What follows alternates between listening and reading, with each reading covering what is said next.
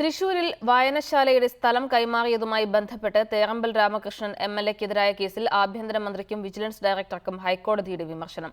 Vigilance കേസിൽ പ്രതിപട്ടികയിലുള്ളയാളിൽ നിന്ന് പരാതി വാങ്ങി തുടരന്വേഷണത്തിന് ഉത്തരവിട്ടതുമായി ബന്ധപ്പെട്ടാണ് ആഭ്യന്തരമന്ത്രിക്ക് വിമർശനം. സമയപരിധി കഴിഞ്ഞിട്ടും അന്വേഷണ റിപ്പോർട്ട് കോടതിയിൽ സമർപ്പിക്കാത്തതിനെതിരെയാണ് വിജിലൻസ് ഡയറക്ടറെ കോടതി വിമർശിച്ചത്. അന്വേഷണ റിപ്പോർട്ട് 3 മാസത്തിനകം തൃശൂർ വിജിലൻസ് കോടതിയിൽ സമർപ്പിക്കണമെന്നും ഹൈക്കോടതി ഉത്തരവിട്ടു. തൃശൂരിലെ ചാച്ചാ നെഹ്റു ചിൽഡ്രൻസ് ലൈബ്രറിയുടെ 13 സെന്റ് ഭൂമി സ്വകാര്യ വ്യക്തികൾക്ക് കൈമാറി തേറമ്പിൽ രാമകൃഷ്ണൻ എംഎൽഎ സാമ്പത്തിക തട്ടിപ്പ് നടത്തിയെന്നാരോപിച്ച് പൊതുപ്രവർത്തകൻ രമേശ് പുത്തൻവീട്ടിൽ 2012 ഓഗസ്റ്റ് 13 തൃശൂർ വിജിലൻസ് കോടതിയിൽ ഹർജി നൽകിയത്. 3 മാസത്തിനകം അന്വേഷണ റിപ്പോർട്ട് സമർപ്പിക്കണമെന്നാണ് കോടതി ഉത്തരവിട്ടത്. എന്നാൽ 3 വർഷമായിട്ടും അന്തിമ റിപ്പോർട്ട് നൽകിയില്ല. ഇതോടെ ഹർജിക്കാരൻ ഹൈക്കോടതിയെ സമീപിച്ചു. എന്നാൽ തേറമ്പിൽ രാമകൃഷ്ണൻ ആഭ്യന്തരമന്ത്രിക്ക് നൽകിയ പരാതി വിജിലൻസ് ഡയറക്ടർക്ക് കൈമാറിയതിനെ തുടർന്ന് ഇതിന്മേൽ അന്വേഷണം നടന്നുവരികയാണെന്ന് വിജിലൻസ് ഹൈക്കോടതിയെ അറിയിച്ചു.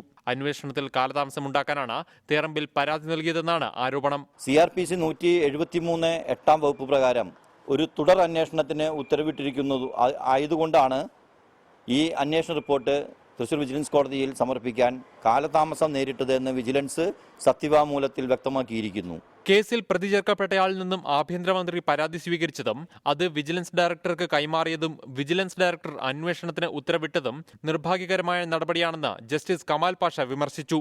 അന്തിമ അന്വേഷണ റിപ്പോർട്ട് 3 മാസത്തിനകം തൃശൂർ വിജിലൻസ് കോടതിയിൽ സമർപ്പിക്കണമെന്നും കോടതി ഉത്തരവിട്ടിട്ടുണ്ട്. റിപ്പോർട്ടർ, തൃശൂർ.